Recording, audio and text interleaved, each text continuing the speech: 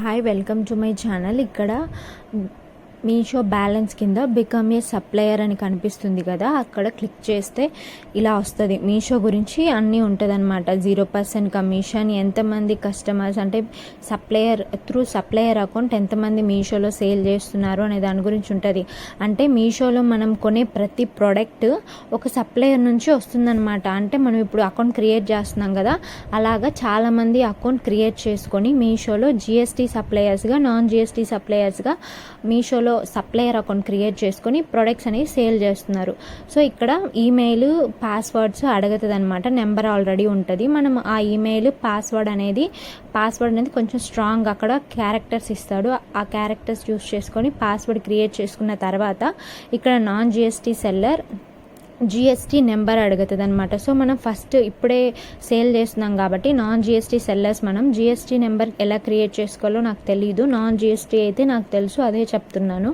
So non GST సెల్లర్స్గా అక్కడ apply now అని click చేశాక ఇలా వార్నింగ్ వస్తుంది. ఇదేంటంటే మీరు నాన్ జిఎస్టీ సెల్లర్స్ కాబట్టి మీరు ఈ ప్రొడక్ట్స్ వరకే మీషోలో సేల్ చేసుకోవచ్చు. అదే ఆ నెంబర్ అనేది అంటే జిఎస్టీ నెంబర్ అయితే మనం ఎన్ని రోజులైనా మీషో అప్డేట్ అయినా కూడా వాడచ్చు. కానీ నాన్ జిఎస్టీ సెల్లర్ అనేది ఎప్పుడు వాళ్ళు ఆపేస్తారు అనేది మనకు తెలియదు. ఇప్పుడైతే ఉంది, ఆప్షన్ ఉంది, మనం క్రియేట్ చేసుకొని సేల్ చేసుకోవచ్చు.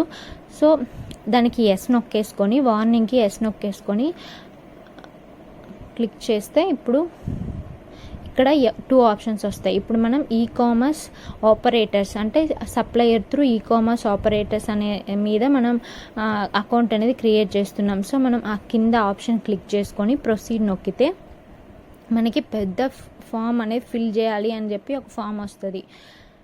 ఆ ఫామ్ మనకి మెయిన్గా ఇంపార్టెంట్ పాన్ కార్డ్ అనమాట.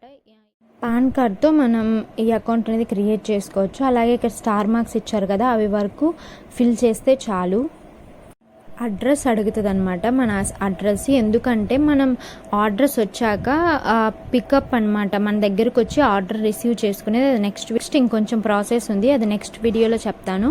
Thanks for watching. అలాగే మన ఛానల్ని సపోర్ట్ చేయండి, అలాగే సబ్స్క్రైబ్ చేసుకుని లైక్ చేసి షేర్ చేయండి మీకు తెలిసిన వాళ్ళకి. ఇది హోమ్ బిజినెస్, అంటే ఇంట్లో ఉంటూ ఏవైనా అమ్ముకుంటున్న వాళ్ళకి, శారీస్ కానీ ఇలా డ్రెస్సెస్ కానీ ఏదైనా అమ్ముకుంటున్న వాళ్ళకి ఇది బాగా యూజ్ అవుతుంది. దీనికి పెద్ద చదువుకొని అవసరం లేదు, మినిమం నాలెడ్జ్ ఉంటే చాలు, ఇది మేనేజ్ చేయొచ్చు. ఇంకా మనం ఆర్డర్స్ ఎలా తీసుకోవాలి, ఎలా వాటిని ప్యాక్ చేయాలి, ఎవరికి ఇస్తే కస్టమర్స్ దగ్గరికి వెళ్తాయి, లేబుల్స్ అది ఎలా కస్టమర్ అడ్రస్ మనకు వస్తుంది అనే దాని గురించి నెక్స్ట్ వీడియోలో చెప్తాను. Thanks for watching and subscribe అవ్వచ్చు.